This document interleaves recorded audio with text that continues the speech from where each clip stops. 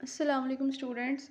आज हम topic discuss करेंगे NAD, जिसको हम बोलते हैं निकोटीनामाइड एडिनीन डाइन्यूक्लियोटाइड।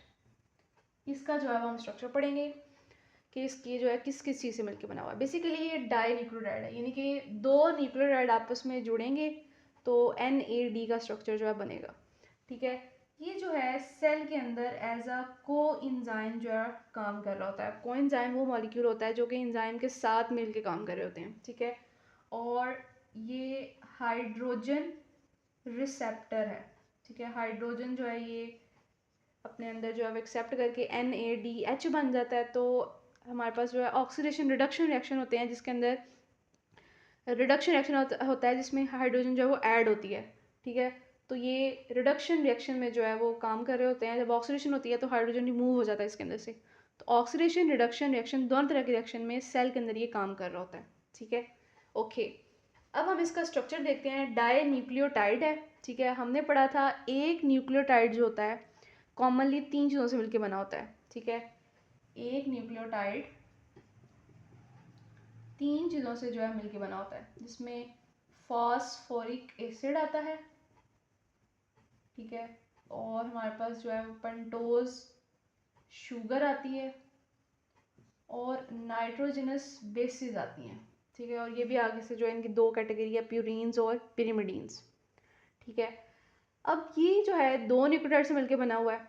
इसके अंदर पहले जो एक न्यूक्लियोटाइड जो दो न्यूक्लियोटाइड इसके अंदर है ना, वो दोनों डिफरेंट किस्म के हैं। ठीक है, यानी कि अगर मैं इसका यहाँ पे स्ट्रक्चर ड्रॉ करूँ, एक न्यूक्लियोटाइड में ऐसे तो एक पेंटोज शुगर ऐसे अटैच होगी, 5 कार्बन वाली शुगर। ठीक है, जिसके साथ आगे से हमारे पास जो है वो एडिनीन अटैच हुई होती है। ठीक है, अब एडिनीन जो है ये डबल रिंग स्ट्रक्चर है। ठीक है, इसमें ऐसे जो है वो स्ट्रक्चर इसका ऐसे होता है। ठीक है, तो यहाँ से जो है बॉन्डिंग हुई होती है इस वाली जगह से ऐसे। ठीक है, तो ये है एडिनीन, दिस इज पेंटोज शुगर। और यहाँ पर ये जो है कार्बन 1 2 3 4 5 इस जगह पर जो है वो फॉस्फेट जो है जुड़ा होता है। ठीक है, अब फॉस्फेट का पूरा स्ट्रक्चर वैसे तो ऐसे होता है, ये चीज़ है इसका स्ट्रक्चर पूरा OH P double bond O।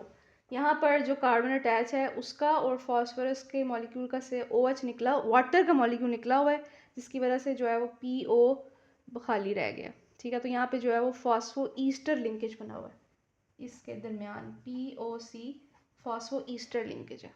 ठीक हो गया, एक न्यूक्लियोटाइड हमारे पास जो है वो NAD के अंदर ऐसे प्रेजेंट होता है, और दूसरा न्यूक्लियोटाइड जो है जिसमें नाइट्रोजनस बेस तो है हमारे पास, वो सॉरी फॉस्फेट शुगर जो है 5 कार्बन वाली जो है वो तो वैसे से प्रेजेंट होती है। डिफरेंस आता है यहाँ पे एडिनीन की बजाय निकोटीनामाइड का स्ट्रक्चर जो है वो लगा होता है। ठीक है, निकोटीनामाइड